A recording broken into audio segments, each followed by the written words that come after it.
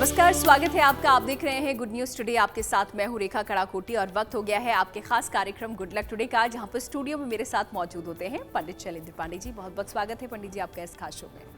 नमस्कार।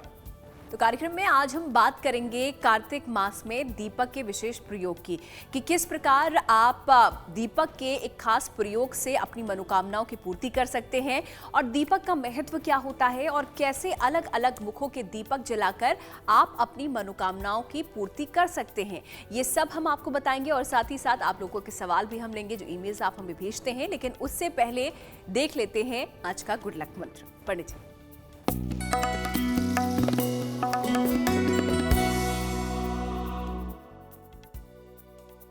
दीपक को कभी भी अपने मुंह से फूंक कर मत बुझाइए। दीपक को हिंदू परंपरा में बेहद पवित्र मानते हैं और ईश्वर का स्वरूप भी मानते हैं। इसलिए दीपक को मुंह से फूंक करके मत बुझाइए, क्योंकि अगर आप ऐसा करते हैं तो इससे दरिद्रता आती है और आपका स्वास्थ्य खराब होगा। प्रैक्टिकल बात यह है कि अगर आप मुंह से फूंक करके दीपक बुझाएंगे तो आपके बाल जल सकते हैं, चेहरे पर आंच लग सकती है। इसलिए दोनों ही आधारों पर दीपक को हवा करके बुझाइए, वो ज्यादा अच्छा है। मुंह से फूंक करके दीपक कभी मत बुझाइएगा। तो ये एक प्रयोग दीपक से जुड़ा हुआ पंडित जी ने आपको बताया गुड लक मंत्र के जरिए। आप भी इसे मान सकते हैं। फिलहाल ऐसे ही प्रयोग आगे भी कार्यक्रम में हम आपको बताएंगे, लेकिन फिलहाल बढ़ते हुए आगे पंचांग अब जान लेते हैं 12 अक्टूबर बुधवार का क्या है। पंडित जी,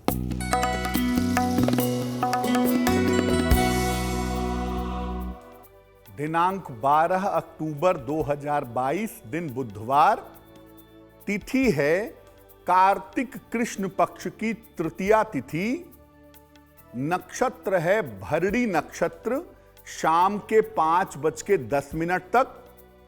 चंद्रमा मेष राशि में संचरण कर रहे हैं रात के 11:29 तक।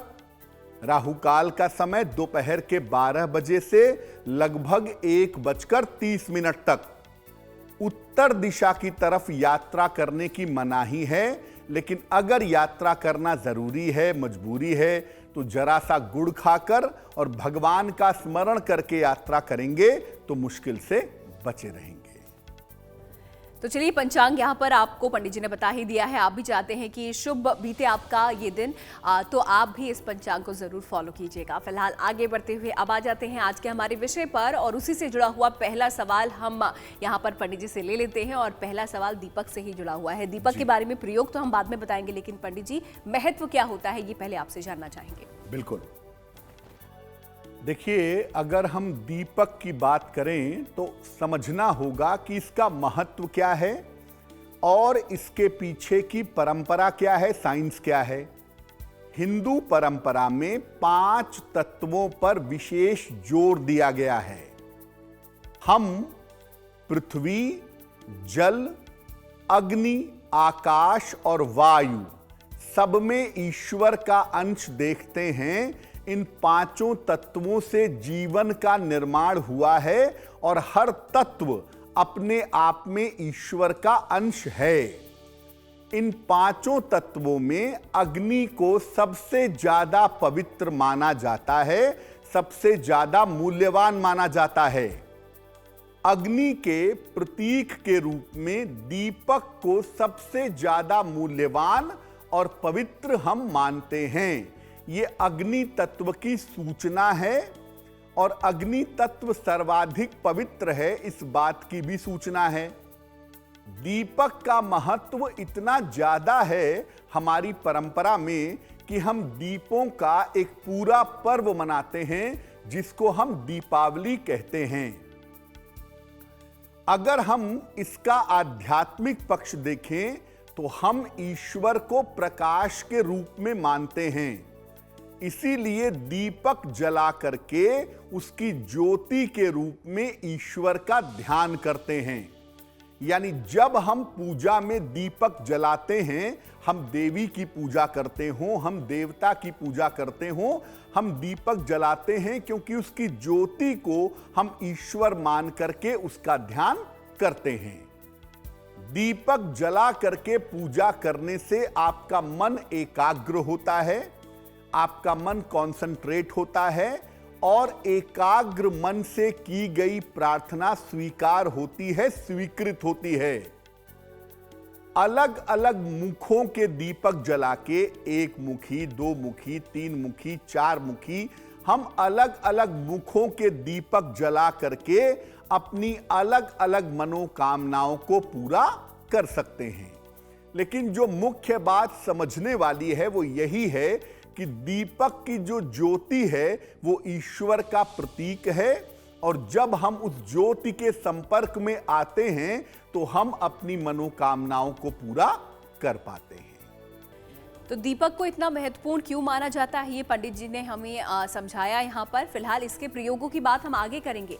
अब आते हैं राशियों पर और देख लेते हैं मेष, वृष और मिथुन राशि का भाग्यफल।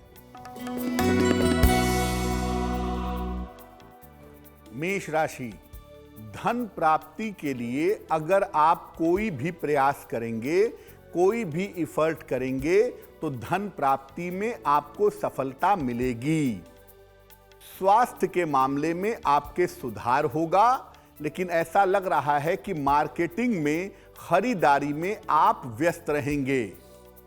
किसी निर्धन को अगर आप धन का दान कर दें तो आपके दिन की मुश्किलें बहुत हद तक कम हो जाएंगी। शुभ रंग जिसका प्रयोग करेंगे वो होगा क्रीम और भाग्य का मीटर आपको नंबर दे रहा है 90%। सबसे ज्यादा भाग्य आपके साथ बना हुआ है।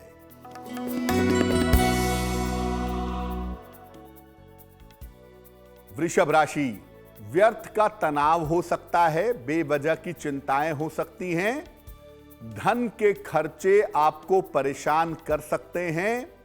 यात्राओं के मामले में अगर आप सावधानी रखें तो आपके लिए बहुत अच्छा होगा।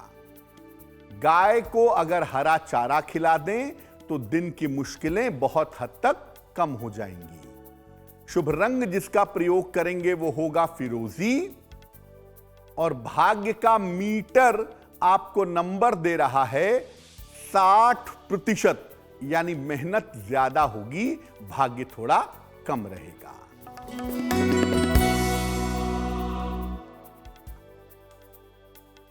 मिथुन राशि, सेहत आपकी अच्छी बनी रहेगी।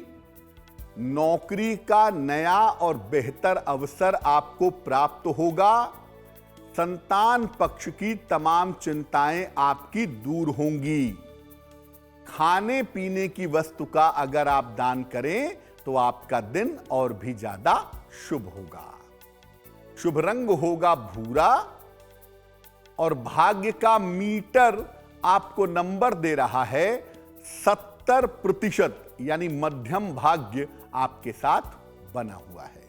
तो मेष, वृष और मिथुन राशि के बारे में तो हमने पंडित जी से जान लिया है। अब आगे बढ़ते हैं और आ जाते हैं आज के पहले ईमेल पर और देखते हैं ये पहला सवाल हमें किसने भेजा है और क्या कुछ वो जानना चाह रहे हैं। पंडित जी।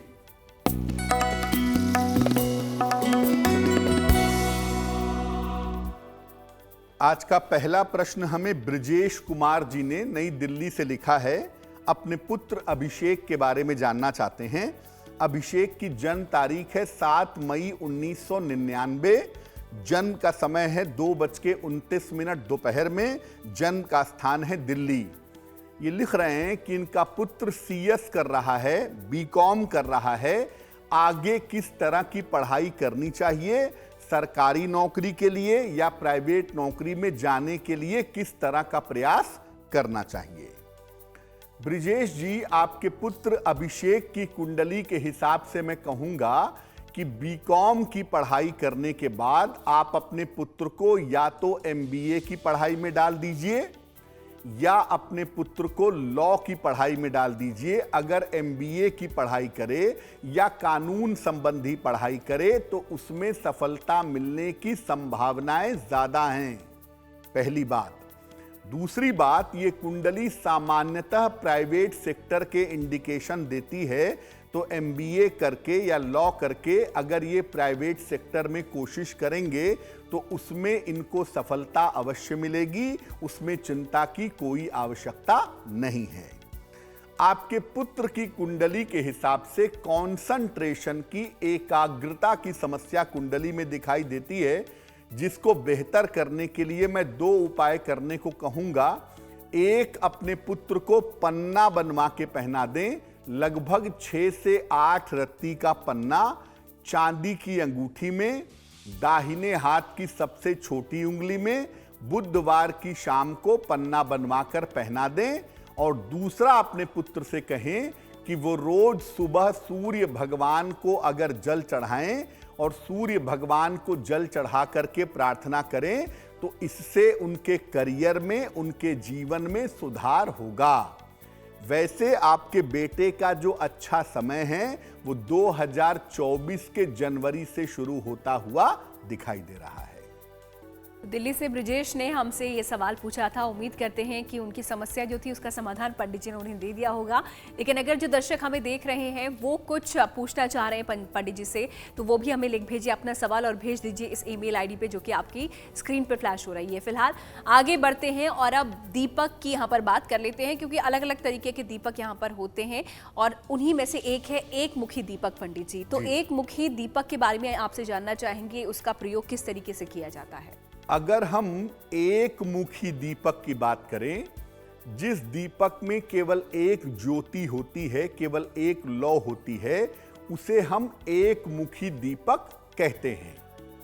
सामान्य रूप से हर पूजा पाठ में और हर तरीके के मंत्र जप करने के पहले एक मुखी दीपक जलाया जाता है।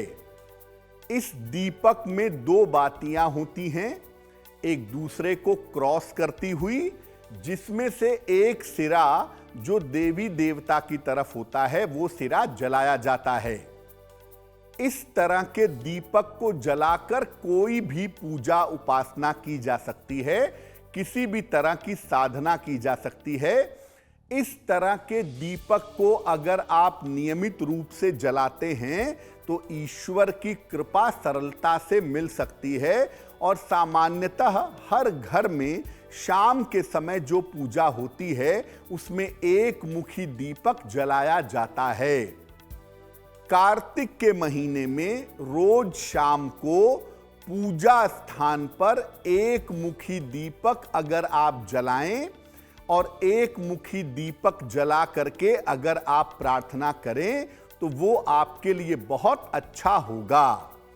कार्तिक के महीने में दीपक जलाने का विशेष महत्व है, तो अगर आप रोज शाम को एक मुखी दीपक जला करके कोई विशेष प्रार्थना करते हैं, कोई विशेष आराधना करते हैं, तो उससे आपको निश्चित रूप से लाभ होगा और उससे आपको निश्चित रूप से अपनी मनोकामनाओं को पूर्ण करने में सहायता मिलेगी।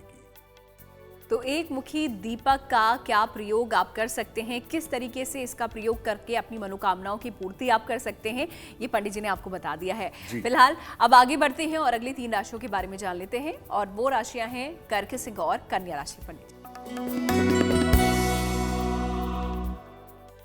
कर्क राशि, अगर आप नए काम की शुरुआत करना चाहते हैं, उसके लिए बिल्कुल सही समय है। नए काम की शुरुआत हो सकती है। धन लाभ के योग भी आपके लिए इस समय बने हुए हैं, और अगर आप प्रयत्न करके देखेंगे तो इस समय आपका कोई रुका हुआ काम भी पूरा होगा। किसी निर्धन व्यक्ति को अगर आप धन का दान कर दें तो आपके दिन की मुश्किलें बहुत हद तक कम हो जाएंगी। शुभ रंग जिसका प्रयोग करेंगे वो होगा हरा, और भाग्य का मीटर आपको नंबर दे रहा है 80%। बहुत अच्छा भाग्य आपके साथ बना हुआ है।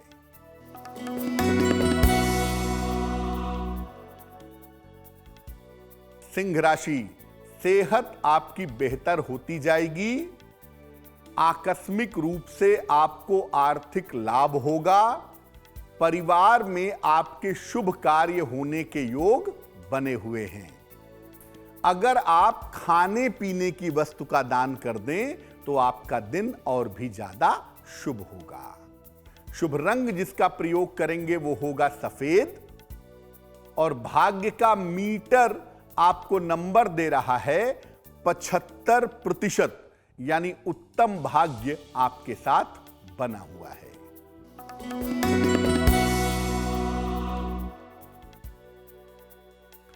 कन्या राशि, बेवजह के विवाद आपको परेशान कर सकते हैं।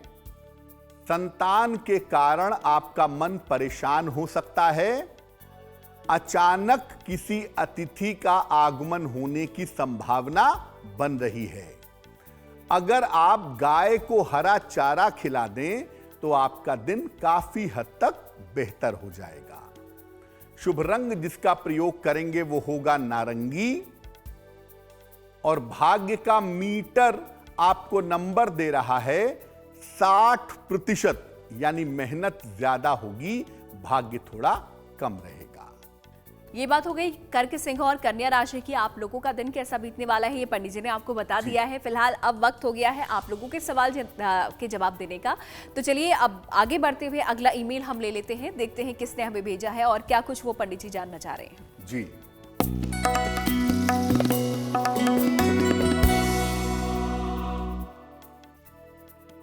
अगला जो प्रश्न है वो हमें पिंकी रानी ने लिखा है, दिल्ली से लिखती हैं ये।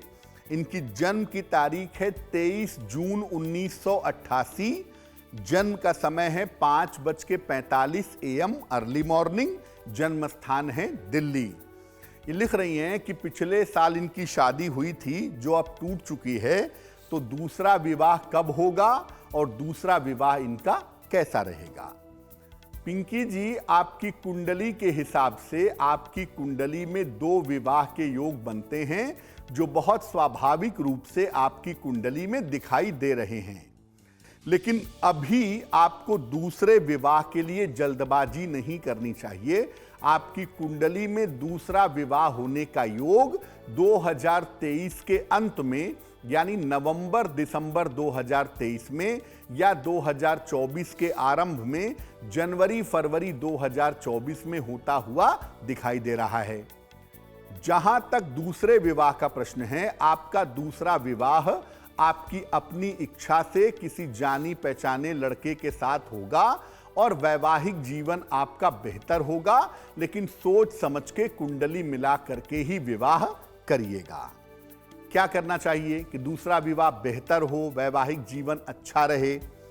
पिंकी जी, इसके लिए एक ओपल बनवा के पहन लीजिए। लगभग 10-12 रत्ती का ओपल चांदी की अंगूठी में, दाहिने हाथ की तर्जनी उंगली में, शुक्रवार की शाम को एक ओपल बनवा करके पहन लें। दूसरा काम करें, सुबह शाम दोनों समय शिव मंत्र का जप करें।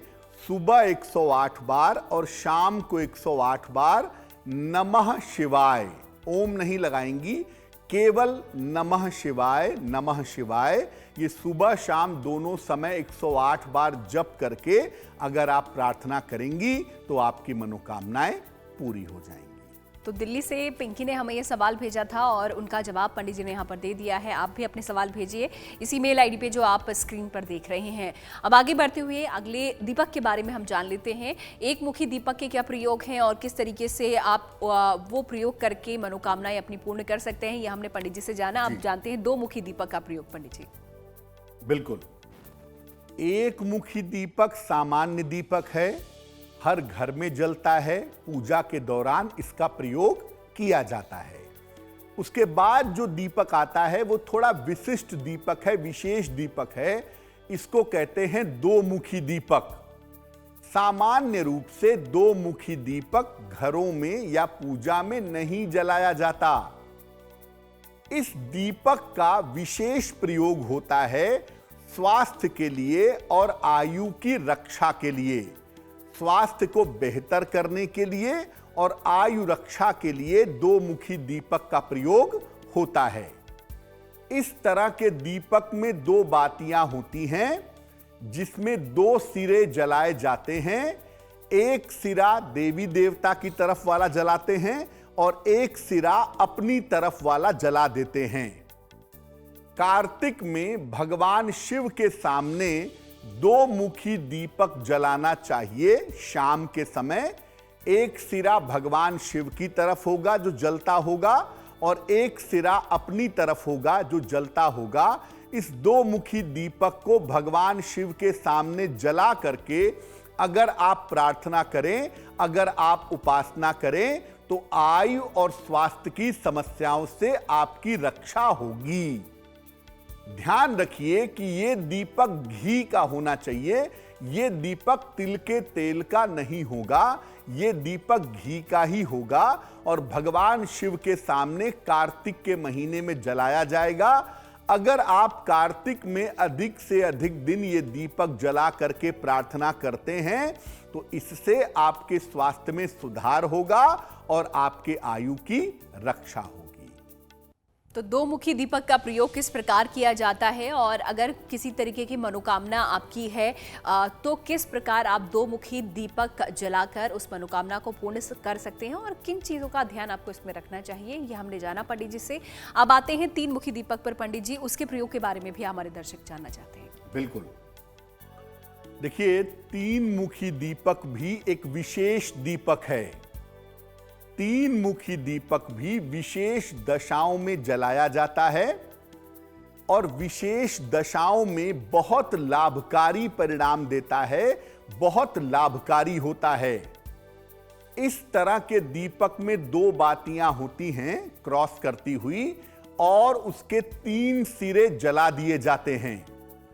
तीन मुखी दीपक जलाने से शत्रु बाधा और विरोधियों की समस्या दूर हो जाती है।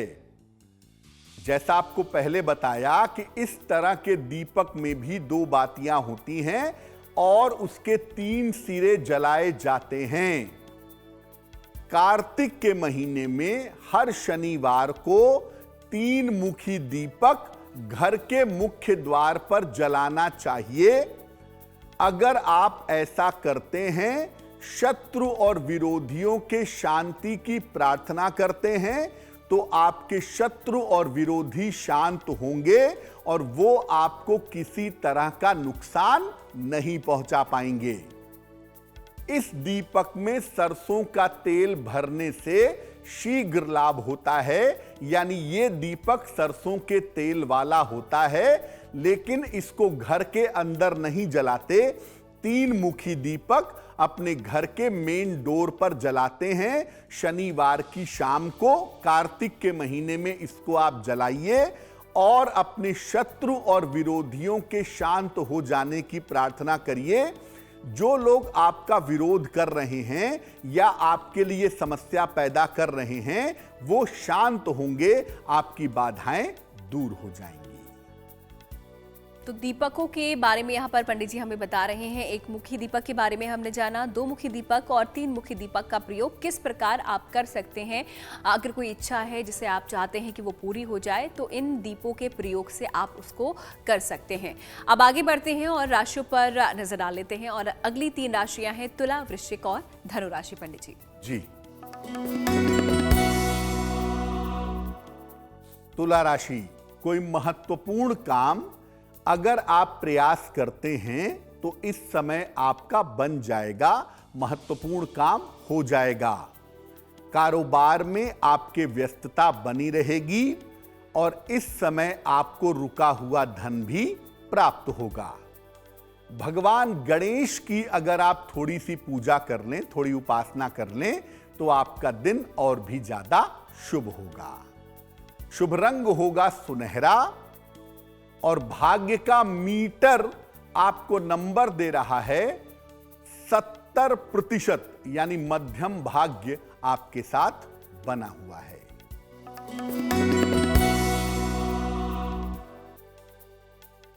वृश्चिक राशि, करियर में बड़ा परिवर्तन होता दिख रहा है। स्वास्थ्य में आपके सुधार होता जाएगा। संतान पक्ष की तमाम समस्याओं का हल निकल जाएगा। खाने पीने की वस्तु का अगर आप दान करें तो आपका दिन और भी ज्यादा शुभ होगा। शुभ रंग होगा लाल और भाग्य का मीटर आपको नंबर दे रहा है 65%, यानी जितनी मेहनत करेंगे उतना ही आपको लाभ होगा।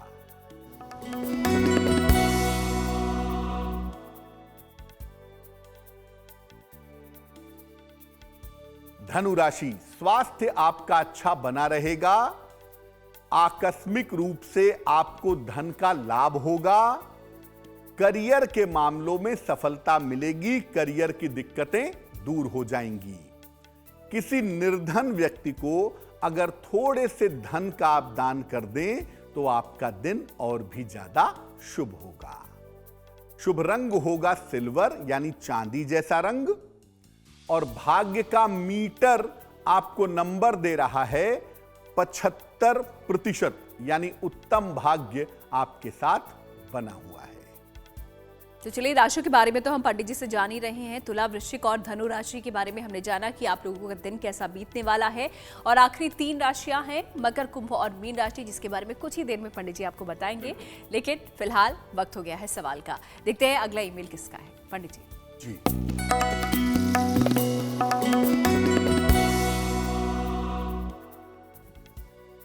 अगला प्रश्न हमें मनीष कुमार जी ने भेजा है। ऊना, हिमाचल प्रदेश से लिखते हैं।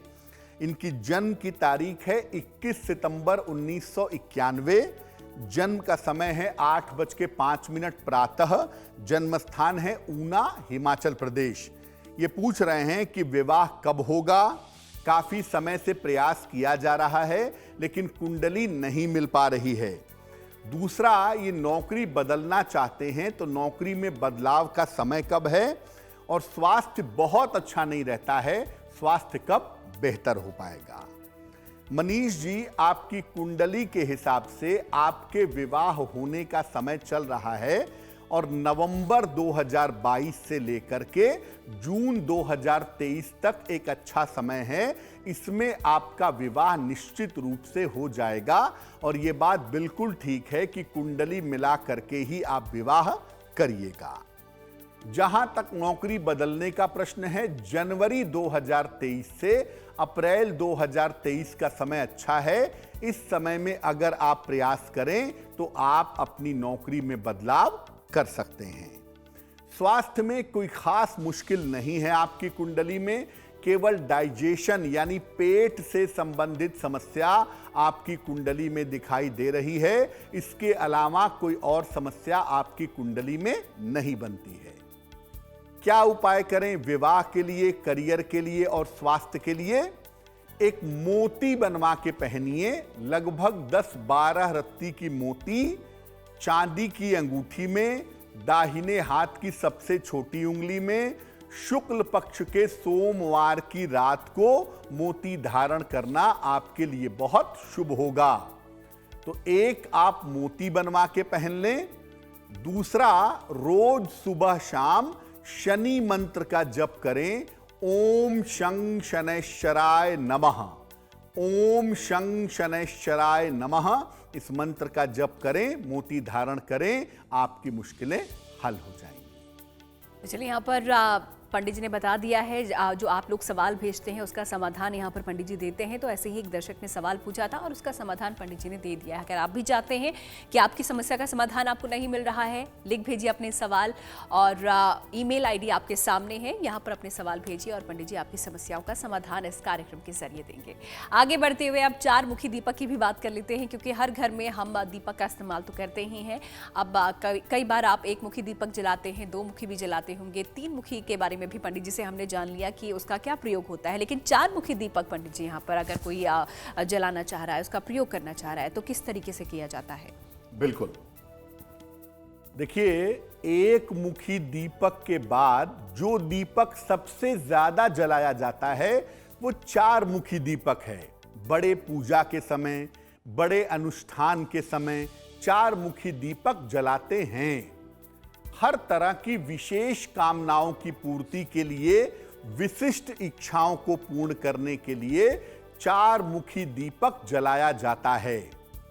धन प्राप्ति के लिए, ग्रहों की बाधा के निवारण के लिए और किसी भी तरह की सिद्धि प्राप्त करने के लिए 4 मुखी दीपक का सबसे ज्यादा प्रयोग होता है। इस तरह के दीपक में 2 बातियां होती हैं और दोनों बातियों के चारों सिरे जला दिए जाते हैं। इस तरह का दीपक मुख्य पूजा स्थान पर जलाया जाता है और यह दीपक जितना ज्यादा बड़ा होता है उतना ही ज्यादा इसको अच्छा मानते हैं। कार्तिक के महीने में रोज शाम को तुलसी के नीचे 4 मुखी दीपक जलाना बहुत अच्छा होता है। बहुत सारे लोग 1 मुखी दीपक भी तुलसी के नीचे जलाते हैं, वो भी आप जला सकते हैं, लेकिन 4 मुखी दीपक जलाना ज्यादा अच्छा होता है।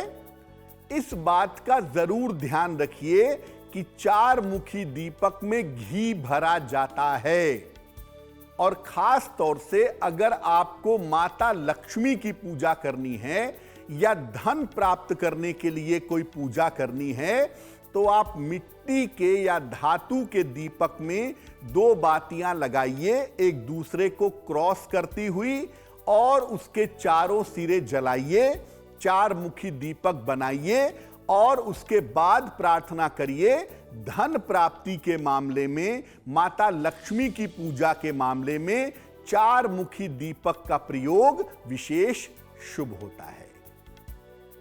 तो 4 मुखी दीपक का प्रयोग किन स्थितियों में शुभ होता है, कब इसका प्रयोग आपको करना चाहिए, कैसे आप इसका प्रयोग कर सकते हैं, ये तमाम चीजें पंडित जी ने आपको बताई हैं। अब अगले दीपक के बारे में भी उनसे जानकारी ले लेते हैं और ये दीपक है 6 मुखी दीपक पंडित जी। देखिए, 6 मुखी दीपक भी विशिष्ट दीपक है, सामान्य स्थितियों में नहीं जलाते, लेकिन ये एक बड़ी खास मनोकामना पूरी कर देता है। संतान की प्राप्ति अगर आपको चाहिए या संतान संबंधी कोई समस्या है तो उसके निवारण के लिए 6 मुखी दीपक जलाया जाता है। इस तरह के दीपक में 3 बातियां होती हैं, एक दूसरे को क्रॉस करती हुई, और इन बातियों के 6 सिरे हो जाएंगे। 6 सिरों को जला दिया जाता है। इस दीपक को पति पत्नी अगर एक साथ जलाएं तो संतान संबंधी समस्याओं का निवारण आसानी से हो जाता है। जिन दंपतियों को, पति पत्नी को संतान संबंधी कोई भी समस्या है वो हर बुधवार को गणेश जी के सामने 6 मुखी दीपक जला करके प्रार्थना करें। अगर संतान की प्राप्ति नहीं हो पा रही है तो वो प्राप्ति आसान होगी, और अगर संतान है लेकिन संतान के जीवन से, उसके व्यवहार से, उसके उन्नति से कोई समस्या है तो वो समस्या दूर हो जाएगी। तो अलग अलग दीपों के प्रयोगों के बारे में पंडित जी आपको बता रहे हैं और किस तरीके से आप उनका इस्तेमाल कर सकते हैं अपनी मनोकामना जो भी आपकी है उसे पूर्ण करने के लिए। फिलहाल अब आगे बढ़ते हुए आखिरी 3 राशियों के बारे में हम जान लेते हैं और ये 3 राशियां हैं मकर, कुंभ और मीन राशि। पंडित जी। मकर राशि, स्वास्थ्य में थोड़ी सी दिक्कतें दिखाई दे रही हैं। सेहत आपको इस समय परेशान कर सकती है। परिवार में बेवजह के वाद विवाद हो सकते हैं, ध्यान रखिए। और धन के मामलों में थोड़ी कठिनाई भी आ सकती है। गाय को अगर हरा चारा खिला दें तो दिन की मुश्किलें बहुत हद तक कम हो जाएंगी। शुभ रंग होगा पीला और भाग्य का मीटर आपको नंबर दे रहा है 60%, यानी मेहनत ज्यादा होगी, भाग्य थोड़ा कम रहेगा।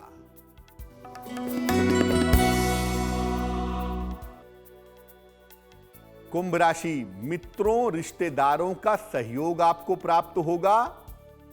अचानक धन का लाभ होगा इस समय। स्वास्थ्य आपका अच्छा होता जाएगा। किसी निर्धन को अगर धन का दान कर दें तो आपके दिन की मुश्किलें हल हो जाएंगी। शुभ रंग होगा आसमानी और भाग्य का मीटर आपको नंबर दे रहा है 70%, यानी मध्यम भाग्य आपके साथ बना हुआ है।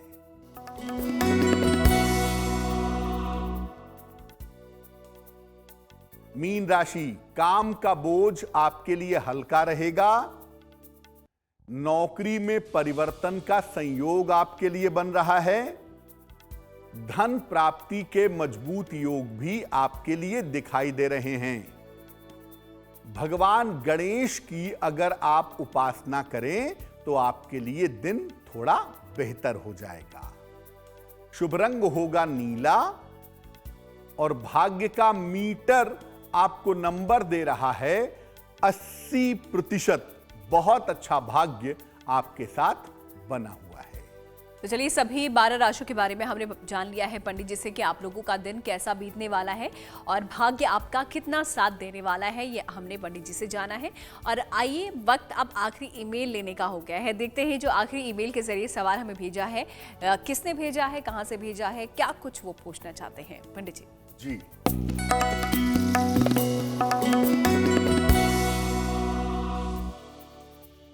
आज का जो आखिरी प्रश्न है वो हमें बेली कुमारी जी ने लिखा है। झारखंड से लिखती है ये। इनकी जन्म की तारीख है 2 सितंबर 1997, 1997। जन्म का स्थान है मध्यरात्रि में 12:30। जन्म स्थान है लोहरदगा, झारखंड। ये कह रही हैं कि मेरा विवाह हो चुका है, संतान की प्राप्ति कब हो पाएगी, किस क्षेत्र में मुझे करियर बनाना चाहिए और आने वाले समय में मेरा स्वास्थ्य कैसा रहेगा। बेली जी, सबसे पहले आपको बता दूं कि संतान प्राप्ति में अभी विलंब है। 2024 में आप संतान प्राप्ति के लिए प्रयास करिएगा। वर्ष 2024 में आपको संतान की प्राप्ति हो सकती है। दूसरी बात यह है कि अगर आप शिक्षा क्षेत्र में टीचिंग जॉब में जाने का प्रयास करें तो साल 2024 और 25 आपके लिए बेहतर है। इस साल में आपको शिक्षा क्षेत्र में गवर्नमेंट जॉब मिल जानी चाहिए। स्वास्थ्य आपका कुल मिला के ठीक है, केवल मानसिक चिंता की स्थितियां दिखाई दे रही हैं। उसको बेहतर करने के उपाय हम आपको बता देते हैं। तो करियर, संतान और स्वास्थ्य के लिए क्या करेंगी? एक ओपल बनवा के पहनिए। लगभग 12 से 14 रत्ती का ओपल चांदी की अंगूठी में, दाहिने हाथ की तर्जनी उंगली में। शुक्रवार की शाम को ओपल पहनने से आपको लाभ होगा। एक आप ओपल पहन लें। दूसरा काम करें, सुबह शाम दोनों समय 108 बार नमः शिवाय का जप करें तो आपके लिए बहुत बढ़िया रहेगा। तो चलिए, इसी के साथ आज के जो ईमेल्स हैं वो हम यहीं पर समाप्त करते हैं। लेकिन आज अगर आपका ईमेल हम नहीं ले पाए हैं तो हमें आप सवाल अपने दोबारा भेज सकते हैं इसी ईमेल आईडी पे जो कि आपकी स्क्रीन पर आपको नजर आ रही है। आगे बढ़ते हुए अब पंडित जी से जान लेते हैं उनके बारे में, जिनका जन्मदिन आता है 12 अक्टूबर को। उनके लिए साल कैसा बीतने वाला है, पंडित जी आपको बताएंगे।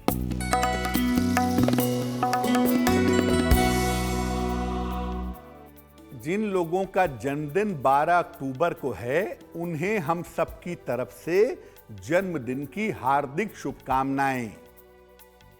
आने वाले वर्ष में आपका करियर उत्तम रहेगा, बहुत बढ़िया दिखाई दे रहा है। धन संपत्ति की अगर कोई समस्या थी या धन संपत्ति को लेकर अगर कोई दिक्कत थी तो वो दिक्कत आपकी हल होगी। लेकिन स्वास्थ्य के मामलों में इस साल में सावधानी आपको रखनी पड़ेगी।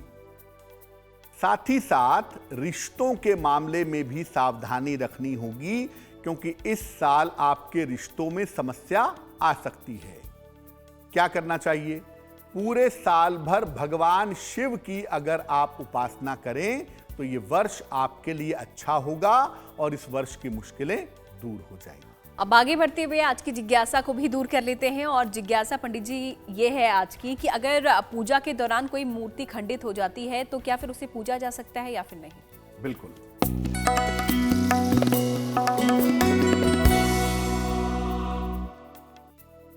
देखिए, ये लापरवाही भी हो सकती है कि मूर्ति आपने ऊंचाई पे रख दी या किनारे रख दी, वहां से वो गिर गई, टूट गई। या हो सकता है कि मूर्ति बहुत पुरानी थी, इस वजह से टूट गई। शिवलिंग के खंडित होने या ना होने से कोई फर्क नहीं पड़ता, लेकिन अगर कोई और मूर्ति है तो उसके खंडित होने से फर्क पड़ता है। अगर कोई और मूर्ति खंडित हो जाए तो तुरंत उसे हटा देना चाहिए और मूर्ति खंडित होने के बाद उसी समय किसी निर्धन को अन्न या वस्त्र का दान कर देना चाहिए। मूर्ति खंडित होने से घबराना नहीं चाहिए। अगर आप ये उपाय कर लेंगे तो इसका कोई दुष्प्रभाव नहीं होगा। लेकिन मूर्ति खंडित होने के बाद शिवलिंग के अलावा अन्य किसी मूर्ति की पूजा नहीं कर सकते। तो आज की जिज्ञासा को भी पंडित जी ने दूर कर दिया है। जो सवाल हमारे जहन में होते हैं उसको जिज्ञासा के जरिए हम पंडित जी से पूछते हैं और उसे पंडित जी, उस कंफ्यूजन को पंडित जी दूर करते हैं। फिलहाल आगे बढ़ते हुए शुभ पहर भी बता दीजिए पंडित जी, 12 अक्टूबर का क्या है? जी,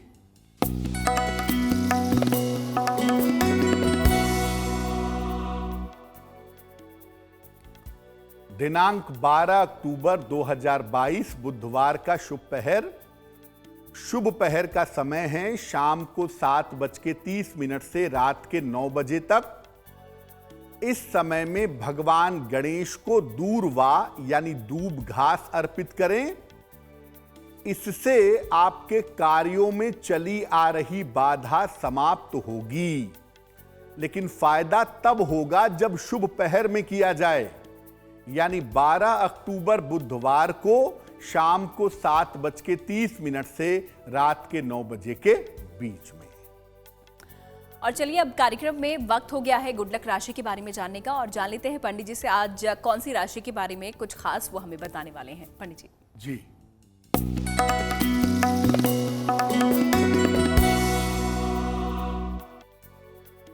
आज की जो गुड लक राशि है जिसके बारे में हम बताएंगे कि उनका विवाह कब होता है और शीघ्र विवाह के लिए क्या करना चाहिए। आज की जो गुड लक राशि है वो है वृषभ राशि, टॉरस। आपका विवाह सामान्यतः थोड़ा विलंब से होता है।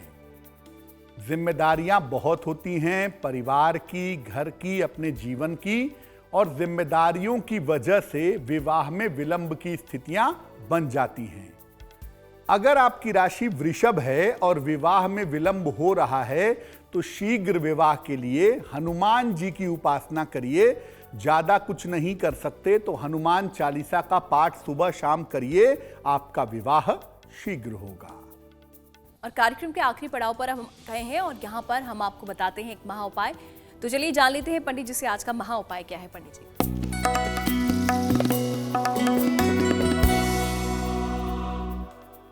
अगर आप कर्जे से परेशान हैं और कर्ज को जल्दी उतारना चाहते हैं कि जल्दी आपका कर्ज उतरे, आप प्रयास कर रहे हैं, तो क्या करेंगे? हर बुधवार को भगवान गणेश को सुबह के समय दूर्वा अर्पित करिए, यानी दूब घास अर्पित करिए। इसके साथ ही बुधवार को गाय को हरा चारा खिलाइए और प्रार्थना करिए कि कर्जा उतरे। कर्जा लेने का, देने का, पेपर साइन करने का कोई भी काम आप बुधवार को ही करिए। कर्जा चुका पाना, कर्जा उतार पाना आपके लिए आसान होगा। तो इस महा उपाय के लिए पंडित जी आपका बहुत बहुत शुक्रिया और साथ ही साथ हमारे दर्शकों को दीपकों के अनेकों उपाय बताने के लिए भी आपका बहुत बहुत शुक्रिया। ठीक, धन्यवाद। तो इसी के साथ गुड लक टुडे में आज फिलहाल इतना ही। फिर होगी आपसे मुलाकात, लेकिन अच्छी खबरों के लिए आप देखते रहिए गुड न्यूज टुडे।